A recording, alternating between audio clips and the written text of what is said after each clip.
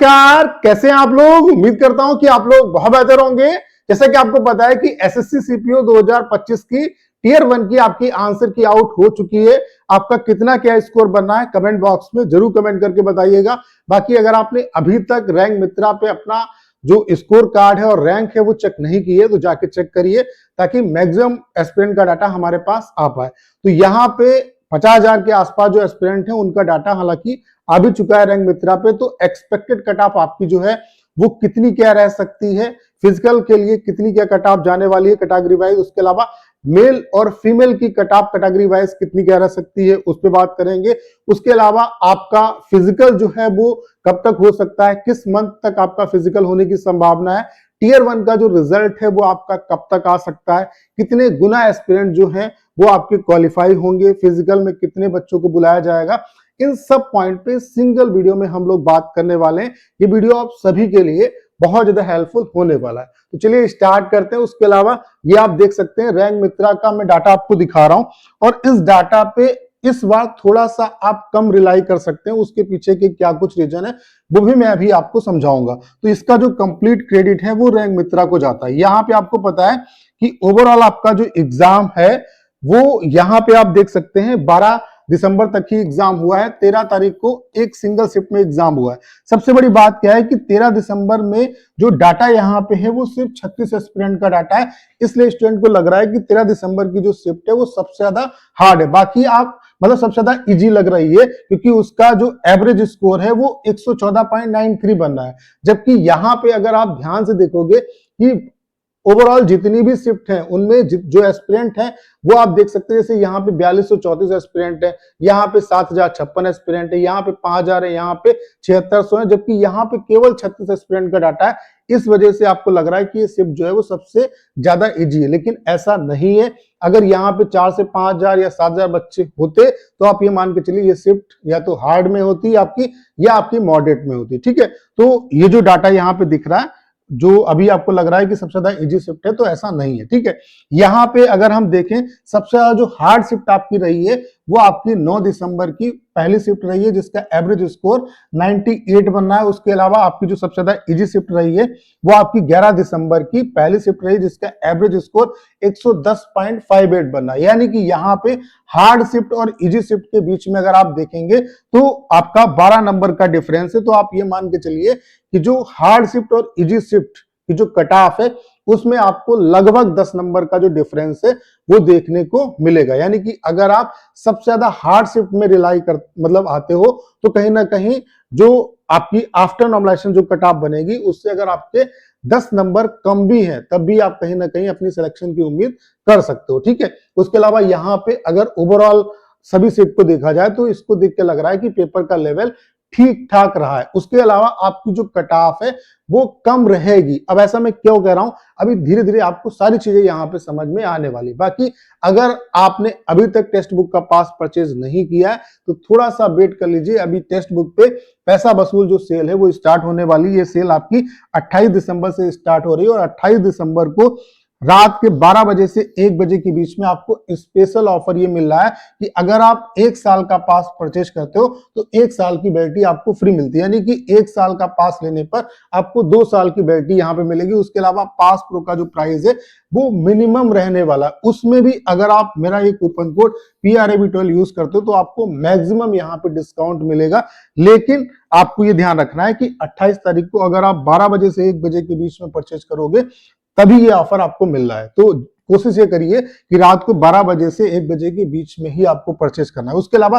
Text book ही आपको क्यों choose करना है, क्योंकि टेक्स्ट बुक टॉपर्स की रिकमेंडेशन है। उसके अलावा आप एक ही पास से जितने भी एग्जाम है उनकी प्रिपरेशन कर सकते हैं। यहाँ पे लाइव मॉक, उसके अलावा sectional mock, full mock, PYQ base mock सब कुछ मिलता है। उसके अलावा 2025 के जो पेपर हो रहे हैं वो भी आपको यहाँ पे PYQ के फॉर्म में प्रोवाइड करा दिए गए हैं। तो उन से आपको बहुत ज्यादा यहाँ पे हेल्प मिलने वाली। तो परचेज करने का जो लिंक है वो डिस्क्रिप्शन और कमेंट बॉक्स में पिन किया है, वहां से आप परचेज कर सकते हैं। ये कोड आपको लगाना नहीं बोला। अब मैं क्यों कह रहा हूं कि कट ऑफ आपकी कम जाएगी, ये मैं आपको इस बार का आपका 2025 का और 2024 दोनों का डाटा जो है वो कंपेयर करके दिखा रहा हूं, यहां से आपको चीजें क्लियर हो जाएंगी। ये भी 50,000 के आसपास एस्पिरेंट का डाटा और ये भी 50,000 के आसपास एस्पिरेंट का डाटा। यहाँ पे 180 या उससे ये 2025 का डाटा और ये 2024 का डाटा है। 180 या उससे ऊपर स्कोर करने वाले 3 एस्पिरेंट है, कैटेगरी वाइज आप देख सकते हैं। 175 या उससे ऊपर स्कोर गेन करने वाले 9 एस्पिरेंट है। 170 या उससे ऊपर स्कोर गेन करने वाले 28 एस्पिरेंट। यहाँ पे सबसे बड़ी कमाल की बात क्या है, जैसे अगर हम यहाँ पे देखें 150 या उससे ऊपर स्कोर गेन करने वाले इस बार जो एस्पिरेंट है वो 1014 है, जबकि लास्ट ईयर 150 से उससे ऊपर स्कोर करने वाले 3941 एस्पिरेंट थे। यानी कि यहां से चीजें क्लियर हो रही है कि स्टूडेंट का स्कोर उतना ज्यादा नहीं आया है।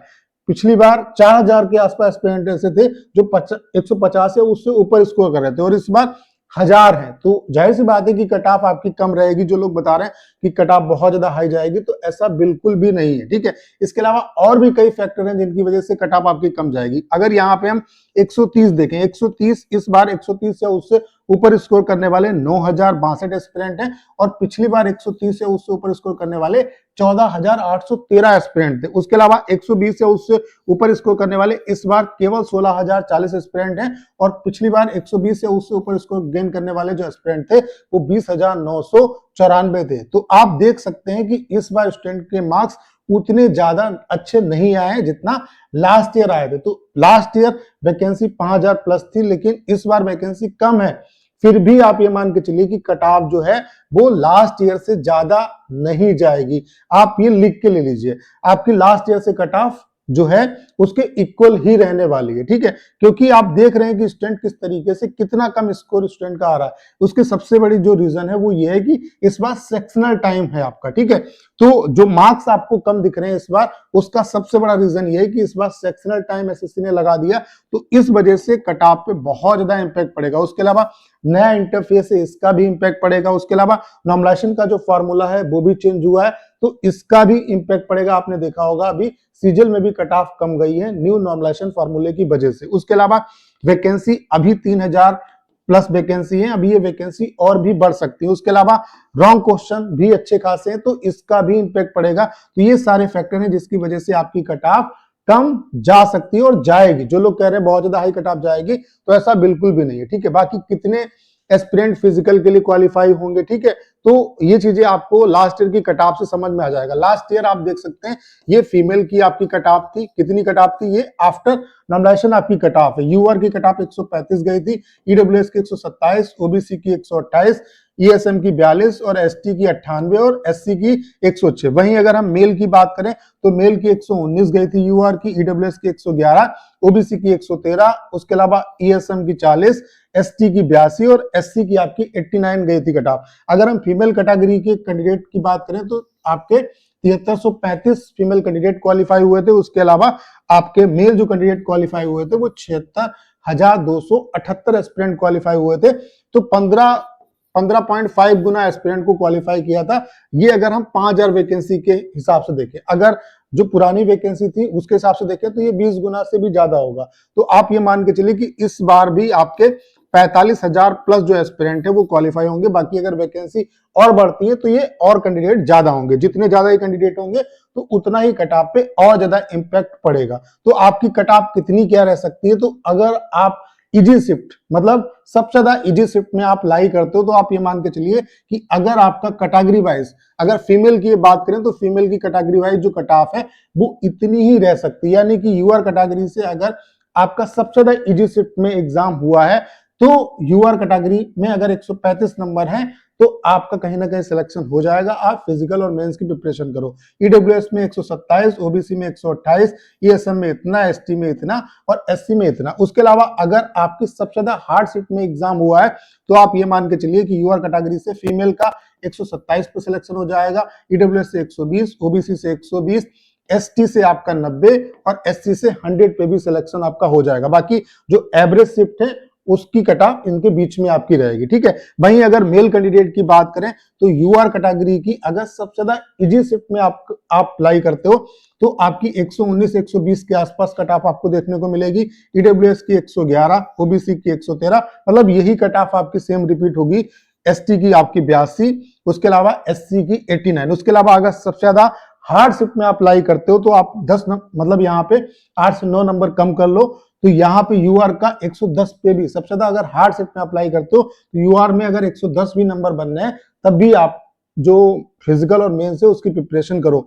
ईडब्ल्यूएस से 105 और ओबीसी से 105, एसटी से 78 और उसके अलावा एससी से 80 नंबर वाले जो एस्पिरेंट हैं हार्डशिप में वो प्रिपरेशन मेंस की कर सकते हैं। ठीक है, तो उम्मीद करता हूं कि कट ऑफ का एक आइडिया जो है वो लग गया होगा, कितने क्या मार्क्स वाले जो एस्पिरेंट है उनको प्रिपरेशन करना चाहिए इसका भी आइडिया लग गया होगा। अगर यहाँ पे मेल की बात करें, अगर आप एवरेज शिफ्ट में लाई करते हो तो आपकी कट ऑफ इसके यानी कि 120 और 110 के बीच में आपकी लाई करेगी यूआर की। बाकी अदर कैटेगरी में भी आप देख सकते हैं, तो एक आइडिया आपको लग गया होगा कि कितनी क्या कट ऑफ आपकी जा सकती है। ठीक है, उसके अलावा अगर हम बात करें कि रिजल्ट जो है वो आपका कब तक आ सकता है, तो अभी न्यू वेंडर ने सीजीएल का रिजल्ट दिया है, उसके अलावा स्टेनो का रिजल्ट दिया है। सीजीएल की अगर हम बात करें तो एग्जाम इसका 12 से 26 सितंबर तक हुआ, उसके अलावा री एग्जाम इसका 14 अक्टूबर को हुआ। इसका जो रिजल्ट आया वो 18 दिसंबर को यहाँ पे अनाउंस हो गया, यानी कि अक्टूबर के बाद नवंबर, नवंबर के बाद दिसंबर, यानी कि 2 महीने 4 दिन में जो रिजल्ट है वो यहाँ पे डिक्लेयर हो गया। उसके अलावा स्टेनो की बात करें तो इसका एग्जाम 6, 7, 8 और 11 अगस्त को हुआ और इसका जो रिजल्ट है वो 28 नवंबर को रिलीज हुआ, यानी कि 3 महीने से ज्यादा टाइम लग गया। 109 दिन के बाद यहाँ पे रिजल्ट जो है वो डिक्लेयर किया गया। ठीक है, हालांकि अभी सिलेक्शन पोस्ट का जो रिजल्ट है वो यहाँ पे अनाउंस नहीं हुआ, तो आप देख रहे हैं कि स्टेनो का रिजल्ट भी काफी डिले हुआ है। ठीक है, उसके अलावा सिलेक्शन पोस्ट का तो अभी रिजल्ट अनाउंस ही नहीं हुआ है, लेकिन सीजीएल का आप देख रहे हैं कि रिजल्ट जो है वो 2 महीने के अंदर इन्होंने दे दिया। वही सीएचएसएल में भी आप देखेंगे कि 2 महीने के आसपास जो है आपका रिजल्ट आ जाएगा। तो आप ये मान के चलिए कि जो सीपीओ का रिजल्ट है 2 महीने तो लगेंगे ही कम से कम। ठीक है, आपका एग्जाम 9 से 12 दिसंबर तक चला है, तो दिसंबर के बाद जनवरी, फरवरी, यानी कि आप ये मान के चलिए कि फरवरी में आपका जो रिजल्ट है वो आएगा और मिड फरवरी तक जो रिजल्ट है वो आने के हाईली चांसेस, यानी कि मिड फरवरी तक आपका जो रिजल्ट है वो आ जाएगा। अगर कोई कह रहा है कि इससे कम टाइम लगेगा तो अभी जो एसएससी जिस तरीके से वर्क कर रही है उसको देख के नहीं लगता है कि मतलब बहुत जल्दी आएगा। आप ये मान के चलिए कि कम से कम 2 महीने का टाइम लगेगा, जो सीजीएल के केस में देखा गया। तो आप ये मान के चलिए कि मिड फरवरी तक आपका जो रिजल्ट है वो आने के हाईली चांसेस है। उसके अलावा अगर हम बात करें कि फिजिकल कब तक होगा, तो लास्ट ईयर का डाटा देख सकते हो, वहां से आपको पता चल जाएगा कि रिजल्ट के बाद आपको फिजिकल के लिए कितना टाइम मिलता है और कितना टाइम आपको मिलेगा और कब तक आपका फिजिकल हो सकता है। सीपीयू 2023 की अगर हम बात करें तो इसका जो रिजल्ट डिक्लेयर हुआ था टीयर 1 का वो 25 अक्टूबर को रिजल्ट डिक्लेयर हुआ था और जो फिजिकल इसका स्टार्ट हुआ था वो 14 नवंबर से ही स्टार्ट कर दिया, यानी कि 1 महीने से भी कम टाइम यहाँ पे फिजिकल के लिए मिला। ठीक है, उसके अलावा सीपीयू 2024 की बात करें तो रिजल्ट इसका 2 सितंबर को आया, फिजिकल इन्होंने 14 अक्टूबर से स्टार्ट किया, यानी कि 1 महीने 10 दिन के बाद आपका जो फिजिकल है वो स्टार्ट हो गया, यानी कि यहाँ पे 40 दिन मिल गए और यहाँ पे 30 से भी कम दिन में आपका जो फिजिकल है वो स्टार्ट हो गया। तो मोटा मोटी आप ये मान के चल सकते हो कि आपको 25 मतलब 20 से 30 दिन का टाइम जो है वो मिलेगा, यानी कि मैक्स से मैक्स आपको 1 महीने का टाइम मिलेगा रिजल्ट के बाद फिजिकल के लिए। तो अगर आपका मिड फरवरी तक आपका जो रिजल्ट है वो डिक्लेयर होता है तो आप ये मान के चले कि मिड मार्च तक आपका जो है वो फिजिकल, मिड मार्च के आसपास जो फिजिकल है उससे पहले, मिड मार्च से पहले ही आपका फिजिकल जो है वो स्टार्ट हो जाएगा, यानी कि 1 महीने से कम ही टाइम आपको मिलेगा, यानी कि मार्च में आपका जो फिजिकल है वो हो सकता है। तो उम्मीद करता हूं जितने भी पॉइंट्स हैं वो आपके अच्छे तरीके से क्लियर हो पाए होंगे, आपके जितने भी डाउट हैं वो अच्छे तरीके से क्लियर हो पाए होंगे। उसके अलावा अगर आपने टेक्स्ट बुक का पास अभी तक परचेज नहीं किया है तो थोड़ा सा वेट कर लीजिए, टेक्स्ट बुक पे पैसा वसूल सेल स्टार्ट हो रही है जो कि 28 दिसंबर से स्टार्ट होने वाली है। इसमें आपको 28 दिसंबर को रात को 12 बजे से 1 बजे के बीच में स्पेशल ऑफर ये मिल रहा है कि आपको 1 साल का पास परचेज करने पर 1 साल की वैलिडिटी एक्स्ट्रा मिलेगी। उसके अलावा पास प्रो आपको मिनिमम प्राइस में मिल रहा है, उसमें भी अगर आप मेरा कूपन कोड PRAV12 यूज करेंगे तो आपको यहाँ पे मैक्सिमम जो डिस्काउंट है वो मिलने वाला है। तो परचेज करने का जो लिंक है वो डिस्क्रिप्शन और कमेंट बॉक्स में पिन किया है, वहां से आप परचेज कर सकते हैं। कोड आपको लगाना नहीं भूलना है। तो करना क्या है, इस वीडियो को शेयर करना है। उसके अलावा अगर आप चैनल पर नए हो और आपने अभी तक इसे सब्सक्राइब नहीं किया है तो प्लीज चैनल को सब्सक्राइब करना मत भूलिएगा।